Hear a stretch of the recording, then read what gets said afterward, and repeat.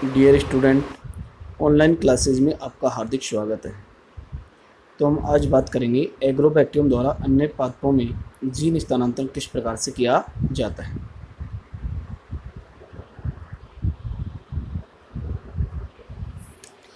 देखिए, एग्रोबैक्टीरियम द्वारा अन्य पादपों में जीन स्थानांतरण किस प्रकार से किया जाता है। एग्रोबैक्टीरियम वाहक द्वारा जीन स्थानांतरण के लिए चुने गए डीएनए को अहानिकारक टीआई प्लाज्मिड के टीडीएनए में प्रवेश कराते हैं। उपयुक्त पुनर्युगल टीआई वाहक को एग्रोबैक्टीरियम में प्रवेश कराते हैं। इसके बाद पादप कोशिकाओं का रूपांतरण निम्न दो विधियों से करते हैं। नंबर 1, ऊतक कर्तोतक के साथ सहसंवर्धन। नंबर 2, पादपे रूपांतरण। तो सबसे पहले ऊतक कर्तोतक के साथ सहसंवर्धन किस प्रकार से किया जाता है, तो इसके बारे में हम बात करेंगे कि ऊतक कर्तोतक के साथ संवर्धन किस प्रकार से करेंगे, वो भी डिटेल में हम बात करेंगे। तो अगले पेज के ऊपर चलते हैं। देखिए, ऊतक कर्तोतक के साथ सहसंवर्धन एग्रोबैक्टीरियम को कोशिका कर्तोतक के साथ, कर्तोतक क्या होता है, किसी पादप से अलग किया हुआ ऊतक या अंग जो संवर्धन में काम आता है उसे बोलते हैं कर्तोतक, यानी एक्सप्लांट के साथ सहसंवर्धन करते हैं। यानी एग्रोबैक्टीरियम लेते हैं, एक्सप्लांट लेते हैं, उनके साथ उनको क्या कर कल्चर करते हैं, संवर्धन करते हैं, रखा जाता है।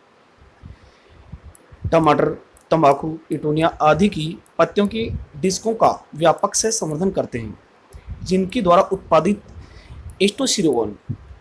एसिटोसिरिगोन एक रसायन पदार्थ है जो वीआई ओपेरॉन्स क्या होता है, ओपेरॉन्स डीएनए, जो आप ओपेरॉन्स की बात कर रहे हैं, ओपेरॉन्स डीएनए की कार्यशील इकाई है जिसमें एक प्रमोटर के नियंत्रण में जीनों का क्या होता है, समूह होता है। जैसे अनेक प्रकार होते हैं, वीआई ओपेरॉन्स होता है, लैक ओपेरॉन है, यानी एक प्रकार से जीनों का क्या एक समूह है जिसको हम क्या बोलेंगे, ओपेरॉन्स को सक्रिय करता है जिससे पारजीनी सहित टीडीएनए बहुत सी कोशिकाओं में प्रवेश करके पादप जीनोम में समाकलित हो जाता है। यानी पादप जीनोम में क्या हो जाएगा, समाकलित हो जाएगा, जो अगले पेज के ऊपर आपको दिखाता हूं।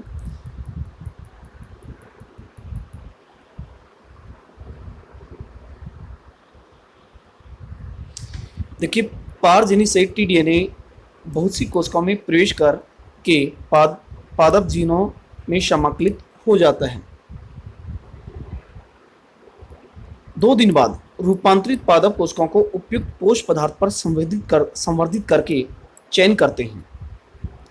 इस पोष पदार्थ में कार्बोनिसिलिन मिला देते हैं, जो पोष पदार्थ दिया है उनमें कार्बोनिसिलिन मिला देते हैं, जिसके कारण एग्रोबैक्टीरियम की कोशिकाएं मर जाती हैं और केवल इस पोष पदार्थ में रूपांतरित पादप कोशिकाएं ही विभाजित हो पाती हैं, जो प्रेरो पुनर्जनन करती हैं।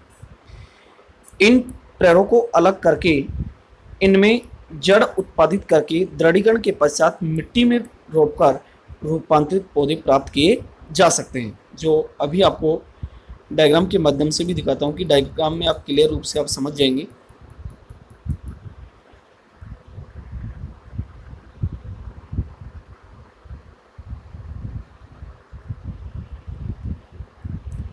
देखिए, टीआई प्लाज्मिड है और ये है लक्ष्य जीन।